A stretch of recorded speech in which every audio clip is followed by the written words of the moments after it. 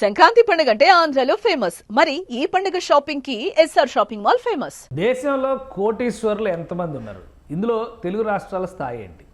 ఇంకా స్ట్రైట్గా చెప్పాలంటే తెలుగు రాష్ట్రాల్లో కోటీశ్వరులు ఎక్కువగా ఉన్న రాష్ట్రం ఇది.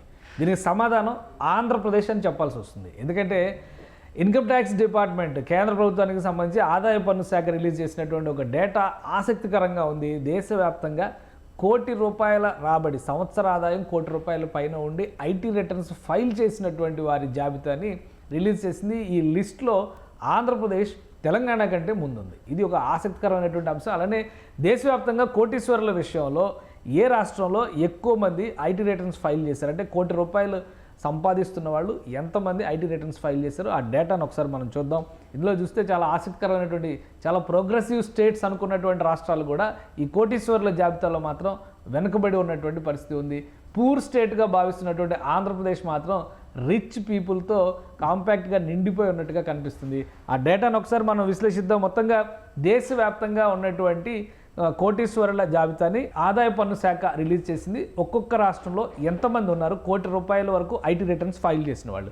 ఈ రేస్లో చూస్తే నంబర్ 1 పొజిషన్లో కనిపిస్తుంది మహారాష్ట్ర స్టేట్. నంబర్ 1 పొజిషను 1,24,800 మంది కోటీశ్వరులు, సంవత్సర ఆదాయం కోటి రూపాయలు సంపాదిస్తున్న వాళ్ళు ఐటీ రిటర్న్స్ దాఖలు చేశారు మహారాష్ట్ర స్టేట్ నుంచి. సో నంబర్ 1 పొజిషన్లో మహారాష్ట్ర ఉంటే నంబర్ 2 పొజిషన్లో ఉత్తరప్రదేశ్ ఉంది. ఉత్తరప్రదేశ్ పేద రాష్ట్రం అనేటువంటి అభిప్రాయం అందరికీ ఉంటుంది. కానీ ఉత్తరప్రదేశ్లో 24,050 మంది కోటి రూపాయల ఆదాయం కలిగిన వాళ్ళు ఐటీ రిటర్న్స్ ఫైల్ చేశారు. ఇది కూడా చాలా ఆసక్తికరంగా మారినటువంటి అంశం. ఇక దేశ రాజధాని ఢిల్లీ 3వ స్థానంలో ఉంది. ఢిల్లీ పరిస్థితి చూస్తే 20,500 మంది ఐటీ రిటర్న్స్ ఫైల్ చేయడం ద్వారా 3వ స్థానాన్ని ఆక్రమించింది ఢిల్లీ. సో ఇక ఈ జాబితాలో 4వ స్థానంలో చూస్తే కనుక ఆసక్తికరమైనటువంటి అంశం మధ్యప్రదేశ్ వెనుకబడినటువంటి రాష్ట్రం అనేటువంటి అభిప్రాయం అందరికీ ఉంటుంది. ఉత్తరప్రదేశ్ కానీ మధ్యప్రదేశ్ కానీ ఎవరు కూడా ఈ జాబితాలో ఊహించరు. అలాంటిది 8,666 మంది ఉత్తరప్రదేశ్ నుంచి కోటి రూపాయల సంవత్సర ఆదాయంతో ఐటీ రిటర్న్స్ ఫైల్ చేశారు. ఇది 4వ స్థానంలో ఉన్నటువంటి రాష్ట్రం అవుతుంది. ఇక రిచ్ స్టేట్గా ఎక్కువ మంది చెప్పుకునేటువంటి వాటిలో సదరన్ స్టేట్స్లో ముందు కనబడేటువంటి రాష్ట్రం తమిళనాడు. తమిళనాడులో 6,288 మంది కోటీశ్వరులు ఐటీ రిటర్న్స్ ఫైల్ చేశారు. ఆ జాబితాలో దేశవ్యాప్తంగా ఉన్నటువంటి లిస్టులో 5వ స్థానంలో ఇక్కడ తమిళనాడు నిలుస్తుంది. ఇక ఆంధ్రప్రదేశ్ పరిస్థితి చూస్తే కనుక ఎవరు ఊహించి కూడా ఉండరు ఆంధ్రప్రదేశ్, ఎందుకంటే పూర్ స్టేట్ అనేటువంటి అభిప్రాయంలో ఇప్పటివరకు ఉంది. పూర్ స్టేట్స్ లిస్టులో ఉన్నటువంటి ఆంధ్రప్రదేశ్ రిచ్ పీపుల్తో నిండిపోయి ఉంది.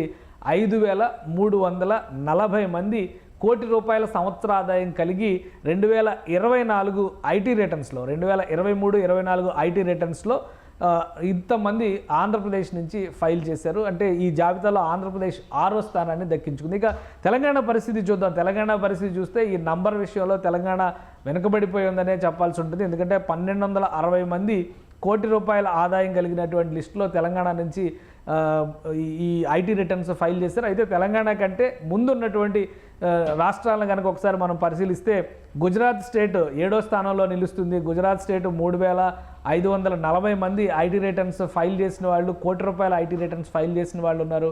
ఇక 8వ స్థానంలో చూస్తే వెస్ట్ బెంగాల్ స్టేట్ కనిపిస్తుంది. 8వ స్థానంలో 3,013 మంది వెస్ట్ బెంగాల్ నుంచి కోటి రూపాయల ఐటీ రిటర్న్స్ ఫైల్ చేసినటువంటి ఆదాయం సబ్మిట్ చేసినటువంటి వాళ్ళు కనిపిస్తున్నారు. ఇక తర్వాత పొజిషన్స్లో చూసేటప్పుడు బీహార్ స్టేట్ కూడా బీమార్ స్టేట్ అనేటువంటి ఇమేజ్ ఉంటుంది. కానీ బీమార్ స్టేట్గా చెప్పుకునేటువంటి బీహార్ కంటే ముందర మనం ఒకసారి అబ్జర్వ్ చేస్తే కర్ణాటక స్టేట్ 2,816 మంది లిస్టుతో కోటి రూపాయల ఐటీ రిటర్న్స్ ఫైల్ చేసినటువంటి రాష్ట్రాల్లో 9వ స్థానంలో కర్ణాటక స్టేట్ నిలుస్తుంది. ఈ తర్వాత లిస్టు మనం చూస్తే కనుక 2,600 స్థానాలతో జమ్మూ కాశ్మీర్, అంటే జమ్మూ అండ్ కాశ్మీర్ ప్రస్తుతం కేంద్రపాలిత ప్రాంతంగా ఉంది, 10వ స్థానంలో కోటి రూపాయల ఐటీ రిటర్న్స్ ఫైల్ చేసినటువంటి రాష్ట్రాల్లో, రాష్ట్రం కాకపోయినా యూనియన్ టెరిటరీగా ఇప్పుడు ఉంది కాబట్టి కోటి రూపాయల ఐటీ రిటర్న్స్ ఫైల్ చేసిన వాళ్ళు జమ్మూ అండ్ కాశ్మీర్లో కూడా 2,600 మంది ఉన్నారు. అంటే 10వ స్థానంలో జమ్మూ కాశ్మీర్ నిలిచింది. ఆ తర్వాత స్థానాలను కనుక ఒకసారి అబ్జర్వ్ చేస్తే బీహార్ స్టేట్ తర్వాత స్థానాల్లో ముందు కనిపిస్తుంది. బీహార్ స్టేట్ 2,576 మంది కోటి రూపాయల దీన్ని ఐటీ రిటర్న్స్ ఫైల్ చేశారు. అంటే 11వ స్థానంలో నిలుస్తుంది. దేశవ్యాప్తంగా చూసినప్పుడు 2000 కూడా దాటనటువంటి స్థితిలో తెలంగాణ రాష్ట్రం ఉండిపోయింది. ₹1,00,00,000 ఐటీ రిటర్న్స్ ఫైల్ చేసేటువంటి వారి జాబితాలో చూసినప్పుడు. తర్వాత 12వ స్థానంలో చూస్తే కనుక మనకి ఇక్కడ ఉన్నటువంటి లిస్టులో హర్యానా స్టేట్ కనబడుతుంది. హర్యానా 1764 మంది కోటీశ్వరులతో హర్యానా 12వ స్థానంలో నిలుస్తుంది. హర్యానా తర్వాతి స్థానాలని మనం ఒకసారి గమనిస్తే 1764తో హర్యానా ఉంటే 1760తో కేరళ రాష్ట్రం ఉంది. 13వ స్థానం కేరళ రాష్ట్రానికి దక్కుతుంది.